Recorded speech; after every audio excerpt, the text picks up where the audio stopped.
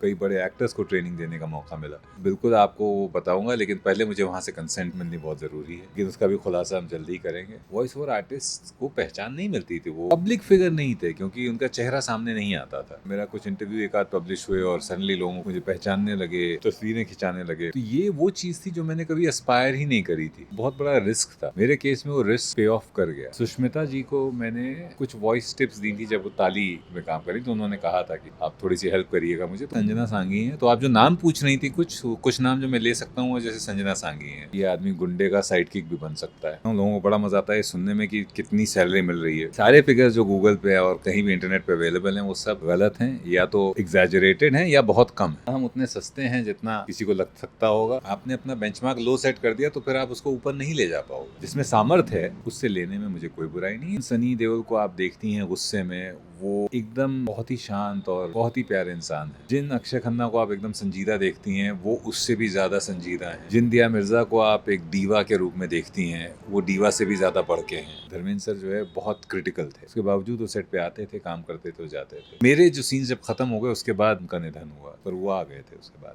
Family man Manoj ji के साथ कर रहा था तो मैं कहा कहाँ खड़ा हूँ, मैं किन लोगों के बीच में खड़ा हूँ, मैं कर भी पाऊंगा कि नहीं। सीजन 7 में गौहर खान जी का जो सीजन था और शालीन भनोट वाला जो सीजन था, उसमें मैंने जाके लाइव वॉइस ओवर्स किए हैं। गौहर के बगल में बैठ के वॉइस ओवर्स किए, प्रत्युषा और काम्या के बगल में बैठ के वॉइस ओवर किए। इनफैक्ट मैं गलती से काम्या के पैर पे बैठ गया था। साजिद की चिट्ठी लेके गया था मैं अंदर, और वो चिट्ठी जोर जोर से पढ़ रहा था, उनको रिएक्ट नहीं करना। किसी और की चिट्ठी लेके गया, उन्होंने मना कर दिया, मैंने चिट्ठी फाड़ी भी है, उस बात की गाली भी पड़ी मुझे। इससे मुझे कोई फर्क नहीं पड़ता है कि कौन 15 लोग घर के अंदर जा रहे हैं, तो जिस बात से फर्क नहीं पड़ता है उस बात के लिए किसी को परेशान करके क्या फायदा।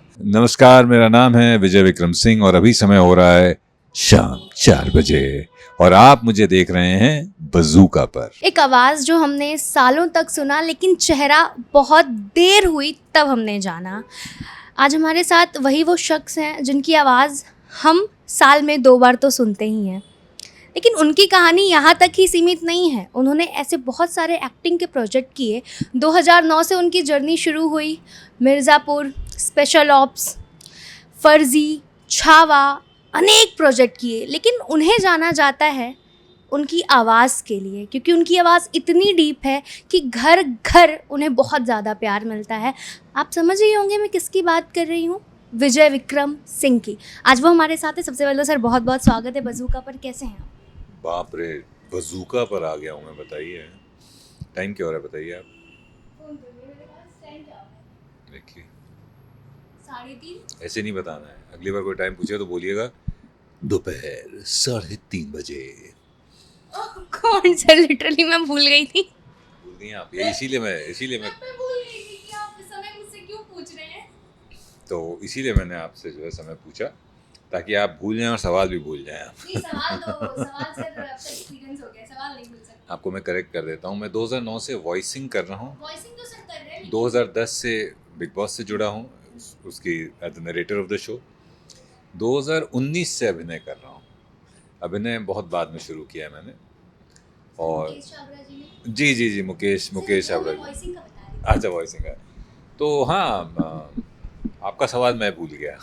आपका सवाल क्या था? मैंने तो सर नॉर्मल पूछा था, सर कैसे हैं आप, क्या फील कर रहे हैं? मैं बहुत ही मज़ेदार फील कर रहा हूँ, क्योंकि इक्का अभी रिलीज़ हुई, 1 महीना भी नहीं हुआ है रिलीज़ हुए। बहुत प्यार मिला इक्का को, बहुत प्यार मिल गया इक्का को। बहुत बहुत मज़ा आया, इसीलिए मैं ये लेमनेड पी रहा हूँ। और 6 सितंबर से बिग बॉस शुरू हो जाएगा और काफ़ी अच्छा, मतलब ये पूरा साल ही काफ़ी अच्छा गया है। मैं पिछले 2-3 साल से मोटिवेशनल स्पीकिंग और ट्रेनिंग भी करा रहा हूँ। इस साल उस चीज़ ने भी बहुत रफ्तार पकड़ी है। कई इंस्टीट्यूट्स, चाहे IIMs हों, चाहे IITs हों, वहाँ पर जाके बोलने का मौका मिला, ट्रेन करने का मौका मिला। कई बड़े बड़े लीडर्स को कई बड़े एक्टर्स को ट्रेनिंग देने का मौका मिला। अब कुछ अभी हालिया फिल्में रिलीज़ हुई हैं, उसमें कुछ एक्टर्स को उनकी डबिंग के समय मैंने वॉइस में ट्रेन किया था। नाम मैं बिल्कुल आपको बताऊंगा, लेकिन पहले मुझे वहाँ से कंसेंट मिलनी बहुत ज़रूरी है। लेकिन उसका भी खुलासा हम जल्दी ही करेंगे। तो ये भी चीज़ें हम कर रहे हैं जो कि बहुत सेटिस्फाइंग है कि आप ना केवल लोगों को एंटरटेन कर पा रहे हैं बल्कि लोगों की ज़िंदगियों में वैल्यू भी ऐड कर पा रहे हैं। 2009 में आपने यहाँ स्टार्टिंग की थी, अगर मैं गलत नहीं हूँ डांस इंडिया डांस से आपने स्टार्टिंग की थी, तब आपने सोचा था कि आप कॉर्पोरेट जॉब करते थे if I am not wrong, वो छोड़ के और इसे अपनी आइडेंटिटी बना लेना, आपको लगा था कि आगे जाके ये मेरी आइडेंटिटी बन सकती है? कभी आपने ऐसा सोचा था? बिल्कुल भी नहीं, करियर है इसमें, बिल्कुल भी नहीं। करियर जब मैं इंट्रोड्यूस हुआ वॉइसिंग से, तो सिर्फ मैं इसीलिए करना चाहता था क्योंकि मुझे समझ में आया कि मुझे मज़ा आ रहा है बहुत। और फिर धीरे धीरे करते करते जब पहचान मिलना शुरू हुई तो वो बोनस था, क्योंकि जब वॉइसिंग करना शुरू किया तो कभी तो उस समय वॉइस ओवर आर्टिस्ट को पहचान नहीं मिलती थी, वो नहीं जाने जाते। एक ऑरा नहीं था। इज्जत का नहीं कहूँगा मैं, बट वो पब्लिक फिगर नहीं थे क्योंकि उनका चेहरा सामने नहीं आता था। तो सडनली 5-6 साल बाद मेरा कुछ इंटरव्यू एक आध पब्लिश हुए और सडनली लोग मुझे पहचानने लगे, तस्वीरें खिंचाने लगे। तो ये वो चीज़ थी जो मैंने कभी एस्पायर ही नहीं करी थी, कभी जिसकी उम्मीद ही नहीं करी थी, तो मेरे लिए बोनस था। तो मेरे पास सिर्फ ग्रैटिट्यूड है इस चीज़ के लिए, और ख़ुद को और अपने परिवार को शाबाशी देने का भी मन करता है कि भाई मैंने ये पहल करी कि मुझे ये करना है, और मेरे परिवार ख़ास तौर पर मेरी वाइफ ने सपोर्ट किया कि नहीं जो करना है करो, कोई ज़रूरत नहीं है नौकरी में बंध के रहने की। नौकरी करके आज जो आपके पास है, जो आपने हासिल किया है 2009 से लेके अब तक, नौकरी करके वो 9 to 5 जॉब करके वो सब आप कर पाते जो आपने अब कर लिया है, वो पहचान मिल पाती? बहुत जाहिर सी बात है कि नहीं, कतई नहीं। वो बहुत बड़ा रिस्क था। मेरे केस में वो रिस्क पे ऑफ कर गया। बहुत सारे ऐसे लोग भी होते हैं जिनका वो रिस्क पे ऑफ नहीं करता, और मैं ऐसे बहुत सारे लोगों को जानता हूँ। तो ईश्वर का धन्यवाद है कि उन्होंने रास्ते बना दिए। मेरे प्रयास भी थे, मेरी प्लानिंग भी थी, मेरे पास सपोर्ट भी था। ये सारी चीज़ें मिल के जब इकट्ठी हुई तो एक सफल करियर बन गया। पर वो नौकरी में, आज जैसा आपने कहा, मैं ये सपने ही नहीं देख पाता जो आज मैं ज़िंदगी जी रहा हूँ, वो सपने भी नहीं देख पाता, वो सपने में भी नहीं सोच पाता। जब मुकेश छाबड़ा जी की नज़र कैसे पड़ी, हमें ये जानना है कि किस तरह से एक नरेटर को उन्होंने एक्टर बना दिया? तो ये नाम सोचा ही नहीं था कभी? मैंने बिल्कुल नहीं सोचा था। मैं थिएटर करता था वो इसलिए कि ताकि आवाज़ खुले और इम्प्रूव हो। और ऐसे ही एक शो पे वो एक्टिंग कोच थे, मैं वॉइस कोच था, इंडियाज़ नेक्स्ट सुपरस्टार करके। और उस समय वो दिल बेचारा की तैयारी कर रहे थे।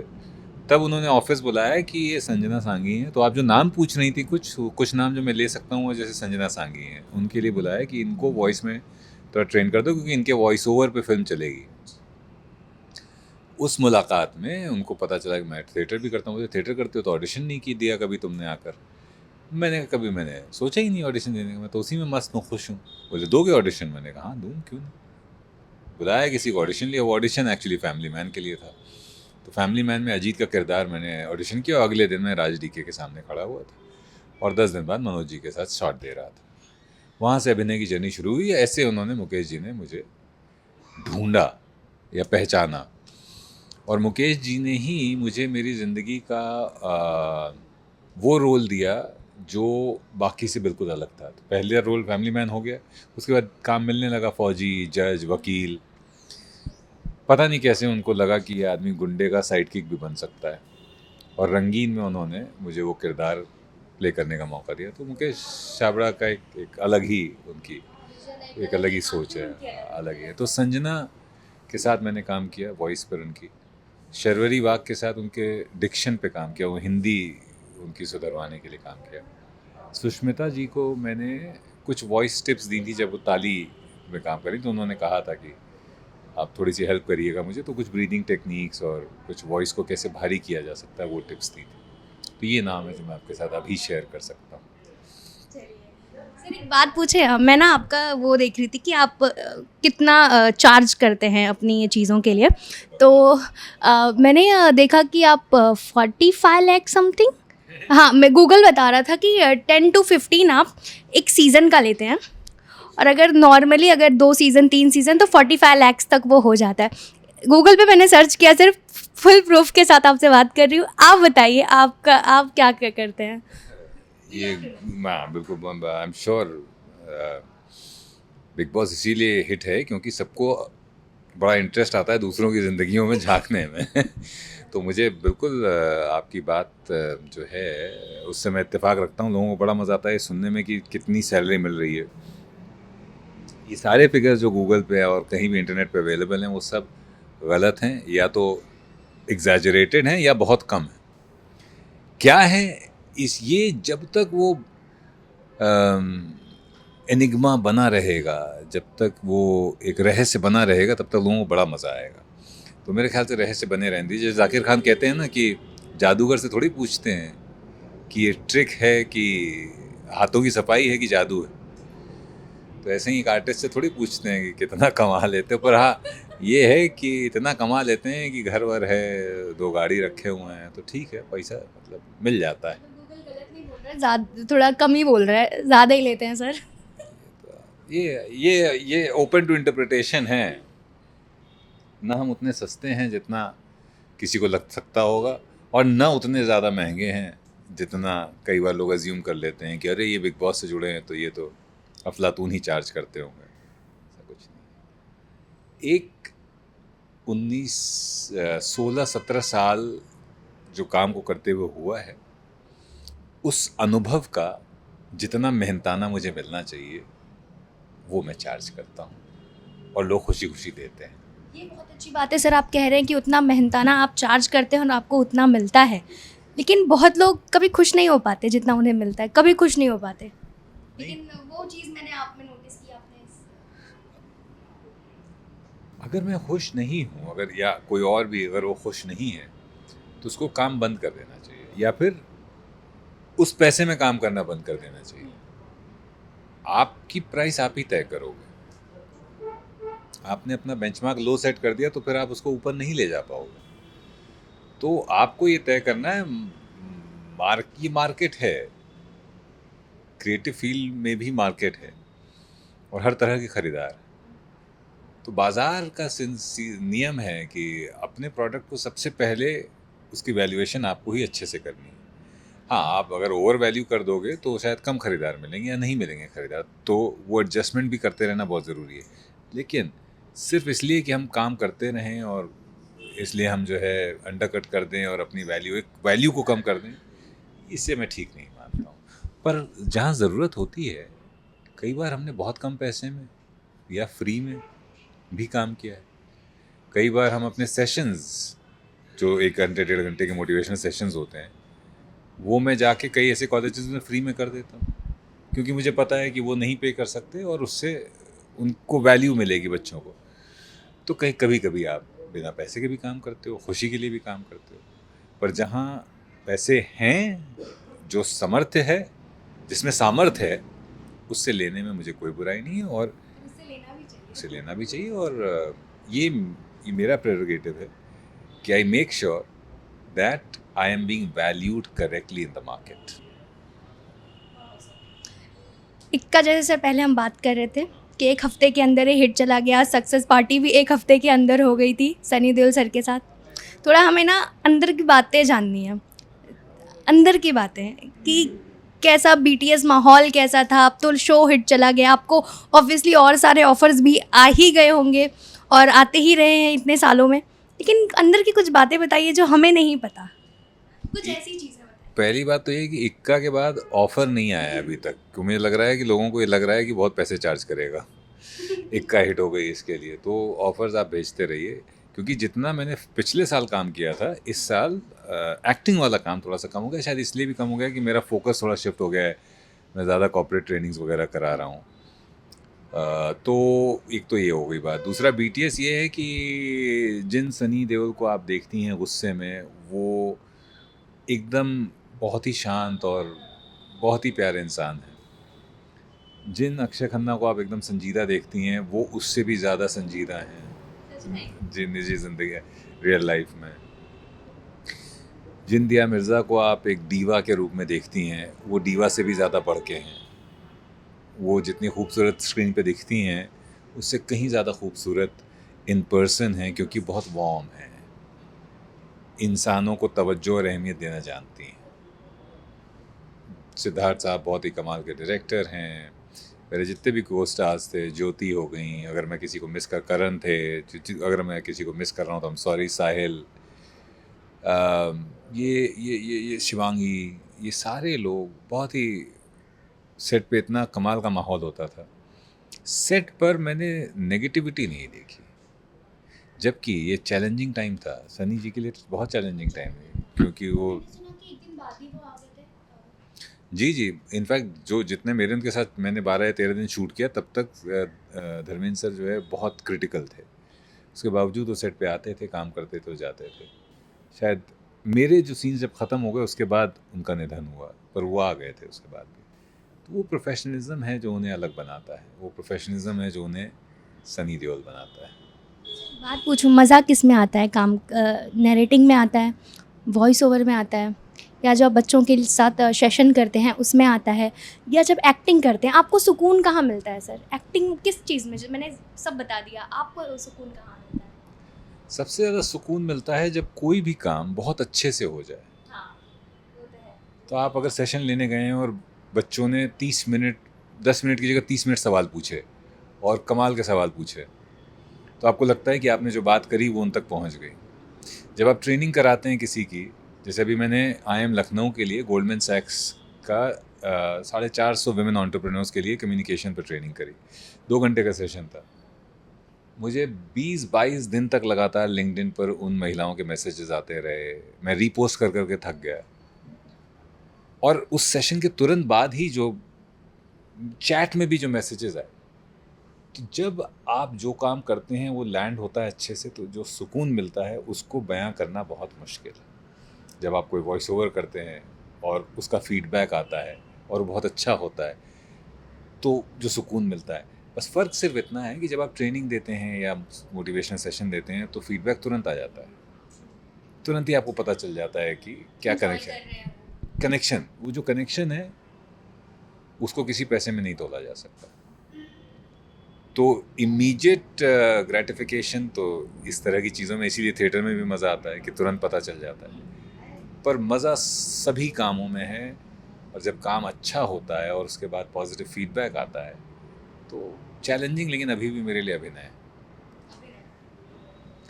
पहला दिन सेट पे मुझे बहुत दिक्कत होती है और ढलने में थोड़ा किरदार में समय लगता है, उसके रिदम को पकड़ना, पूरे फिल्म की पल्स को समझना, डायरेक्टर को, को एक्टर को समझना, बहुत सारे एलिमेंट्स इन्वॉल्व होते हैं इसमें।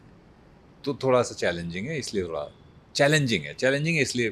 बाकी मज़ा सब में आता है और सबके मज़े अलग अलग हैं। हमने देखा है ना, जितना बिग बॉस के कंटेस्टेंट के बारे में बात नहीं होती, उतनी आपके बारे में बात की जाती है कि आपने इन्हें निकलवा दिया, उन्हें निकलवा दिया। बीच में नेहल और बसीर को भी लेकर हुआ था, बट आपने क्लेरिफिकेशन दिया अपने सोशल मीडिया प्लेटफॉर्म पर। बट कभी आपने सोचा है कि ऑब्वियसली आप जेनजीज में 90s के किड में इतने अगर पॉपुलर हैं, तो कभी सोचा है कि बिग बॉस चलो हम भी कर ही लेते हैं? कभी सोचा है ऐसा? मेरे सोचने ना सोचने से पहली बात तो कुछ होना नहीं वाला है, पहली बात। दूसरी बात, क्योंकि मैं शो से इतने सालों से जुड़ा हूँ, तो मैं जिस नज़रिए से शो को देखता हूँ वो एक अलग नज़रिया है। मैंने कभी नहीं सोचा कि मैं आऊँगा, पर मेरे, जैसे कि मैंने कहा, मैंने सोचने ना सोचने से कुछ नहीं होता। ये मेकर्स को सोचना ज़रूरी है, और मुझे पता है कि मेकर्स मुझे इतनी अच्छी तरह जानते हैं कि उनको पता है कि आदमी इतना बोलेंगे कि वो कभी मुझे इस बात का जिक्र भी नहीं करेंगे कि तुम अंदर जाओ करके। 2 बार मैं गया हूँ वैसे अंदर। एक बार सीज़न 7 में गौहर खान जी का जो सीज़न था, और एक बार जो शालीन भनोट वाला जो सीज़न था, उसमें मैंने जाके लाइव वॉइस ओवर्स किए हैं। वो जो टास्क होता है इग्नोर दी ऑब्वियस, तो मैंने बहुत सारी चीज़ें गौहर के बगल में बैठ के वॉइस ओवर्स किए, प्रत्यूषा और काम्या के बगल में बैठ के वॉइस ओवर किए। इनफैक्ट मैं गलती से काम्या के पैर पे बैठ गया था और वो रिएक्ट नहीं कर सकती थी, लेकिन हाँ, रजाई के अंदर से वो पैर ऐसे ऐसे जो है कि हट यहाँ से हट। शालीन और टीना वाला जो सीज़न था, शालीन, टीना, फराह खान, साजिद खान, सॉरी फराह खान कह रहा हूँ, सॉरी साजिद खान थे उसमें, सुम्बुल थी। तो साजिद की चिट्ठी लेके गया था मैं अंदर, और वो चिट्ठी ज़ोर ज़ोर से पढ़ रहा था, उनको रिएक्ट नहीं करना था। किसी और की चिट्ठी लेके गया, उन्होंने मना कर दिया, तो मैंने चिट्ठी फाड़ी भी है, उस बात के लिए गाली भी पड़ी मुझे। तो मैं तो काम कर रहा था, और चिट्ठी नहीं फाड़ी थी, चिट्ठी की फोटोकॉपी फाड़ी थी।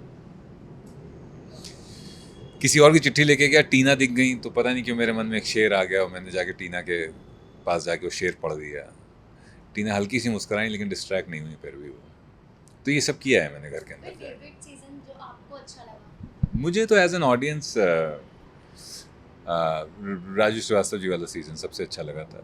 उसके अगले सीज़न से मैं जुड़ गया था शो से, लेकिन एज एन ऑडियंस मैंने राजू श्रीवास्तव जी वाला सीज़न देखा है। राजा चौधरी और राहुल महाजन वाला भी सीज़न 2 और सीज़न 3 दोनों मेरे कमाल के थे। राजू जी वाला इसलिए कि राजू जी कानपुर से हैं, हम भी कानपुर से हैं भैया, तो कानपुर वालों मतलब कनेक्शन बैठ जाता है ना। और राहुल और राजा का इसलिए क्योंकि वो जो लौंडाई थी उनकी, वो बड़ी मज़ेदार थी। तो एक बॉन्ड था, बॉय बॉन्ड, हर लिहाज से तो बहुत मज़ेदार था। अच्छा, जो हाल फिलहाल में कंटेस्टेंट ऐसे हो रहा है कि ये कंटेस्टेंट आ रहा है, ये वो कंटेस्टेंट आ रहा है, ऑब्वियसली आप बता नहीं सकते, लेकिन आपको पता रहता है कि ये आने वाले हैं या वो आने वाले हैं, कुछ ऐसे हिंट मिलता हो आपको, क्योंकि आप ऑब्वियसली शो से इतने जुड़े हुए हैं। तो मुझे इसका इल्म तक नहीं होता है, क्योंकि मैं कभी किसी से फ़ोन करके पूछता भी नहीं हूँ कि यार बताओ कौन आ रहा है। अगर शायद मैं पूछने की कोशिश करूँ तो पता चल जाएगा, पर इस बात से मुझे कोई फ़र्क नहीं पड़ता है कि कौन 15 लोग घर के अंदर जा रहे हैं। तो जिस बात से फ़र्क नहीं पड़ता है, उस बात के लिए किसी को परेशान करके क्या फ़ायदा। और anyway you are trying to seek information which the other person doesn't want to give, तो क्यों किसी को उसमें डालें। मैं कभी नहीं पूछता, मैं कभी नहीं जानने की कोशिश करता कौन आ रहा है कौन नहीं आ रहा है। मेरे लिए शो है, खूबसूरत शो है, कोई भी आएगा शो अच्छा ही बनेगा। सही बात है, कोई भी आएगा शो अच्छा ही बनेगा। बिग बॉस अपने आप में ही फेमस है। लेकिन सर फिर आते हैं आपकी एक्टिंग को लेकर, कौन सा जॉनरा है जिसमें आपको अब काम करना है? मैंने आपको कॉमेडी में नहीं देखा सर कभी, आप इतने सीरियस है कॉमेडी के लिए? मेरी इमेज सीरियस वाली है। मैं बहुत टाइपकास्ट नहीं, टाइपकास्ट शब्द स्ट्रॉन्ग वर्ड है, मैं इसको यूज़ नहीं करता। अभी तक वो किरदार नहीं आया कोई, या फिर आया होगा मैं ठीक से नहीं उसको डायरेक्टर को दिखा पाया कि मैं कर पाऊँगा, लेकिन किया है मैंने एक कॉमिक कम नेगेटिव रंगीन। अनफॉर्चुनेटली वो कंट्रोवर्सी में वो लेट हो गई रिलीज़ में, और फिर रिलीज़ हुई भी तो कोई ख़ास उसको माइलेज मिला नहीं। पर हाँ, कॉमेडी और नेगेटिव दो ऐसे जॉनर्स हैं जो मैं ज़रूर करना चाहूँगा। कॉमेडी तो मुझे लगता है कि मेरे अंदर कूट कूट के भरी, हर कानपुर वाले के अंदर, हर कनपुरिया के अंदर एक स्टैंड अप कॉमिक बैठा हुआ है, तो वो तो नेचुरल है हमारे अंदर, है ना। जैसे कनपुरिया अंदाज में अगर मैं बोले, देखो बिटिया ऐसा है, कॉमेडी जो है ना एकदम नेचुरल, कुछ और बोल दें कॉमेडी हो जाएगी, तो हंसने लगेंगे, इतना कॉन्फिडेंस है हमको, समझिए। और नेगेटिव इसलिए क्योंकि वो साइड अपना आप दिखाने से डरते हो, तो वो एक्सप्लोर करना चाहता हूँ कि वो जब आएगा, वो चैलेंज जब आएगा कि नेगेटिव साइड अपना दिखाना है, तो हम कैसे रिस्पॉन्ड करेंगे, वो चैलेंज मैं ज़रूर करना चाहूँगा। कमिंग प्रोजेक्ट कुछ अभी हमें देखिए, आप थक गई कि भाई इतनी देर से आपने हाथ में पकड़ा हुआ है। हाँ, अपकमिंग प्रोजेक्ट क्या हैं? अपकमिंग एक फिल्म है, एक वेब सीरीज़ है। क्या हम खुद ही इतना ज़्यादा इन्वॉल्व थे, आपके क्वेश्चन इतने अच्छे हैं ना कि हमको याद ही नहीं आया कि अरे ये तो बच्ची थक गई होगी। मैं एक फ़िल्म, एक वेब सीरीज़ और एक फ़िल्म की शूट जो अगले महीने से शुरू होने वाली है, ये प्रोजेक्ट्स हैं जो अभी लाइंड अप हैं। और ट्रेनिंग्स जो हैं बहुत सारी हैं जो अभी मैं करवा रहा हूँ। कई अभी पिछले महीने ही IIM लखनऊ के लिए करवाया है हमने, फिर 2 बड़े कॉर्पोरेट्स के लिए करवाया, 2 एक्टर्स को ट्रेन किया। तो यही सब चल रहा है जीवन में, वॉइस ओवर्स चलते रहते हैं। अभी भी इंडियाज़ बेस्ट डांसर चल रहा है, इंडियन आइडल अभी ख़त्म हुआ है, खतरों के खिलाड़ी में वॉइस ओवर कर रहा हूँ मैं, तो चल रही है गाड़ी बस। सर कोई ऐसा एक्टर, ऑब्वियसली आप एक अलग फील्ड से आते थे, कोई एक ऐसा एक्टर जिसके सामने आपको खड़े होके लगा हो कि यार मैं इससे कम तो नहीं हूँ, मैं इसके सामने कर पाऊँगा परफॉर्म, खुद में कभी वो फील किया हो आपने?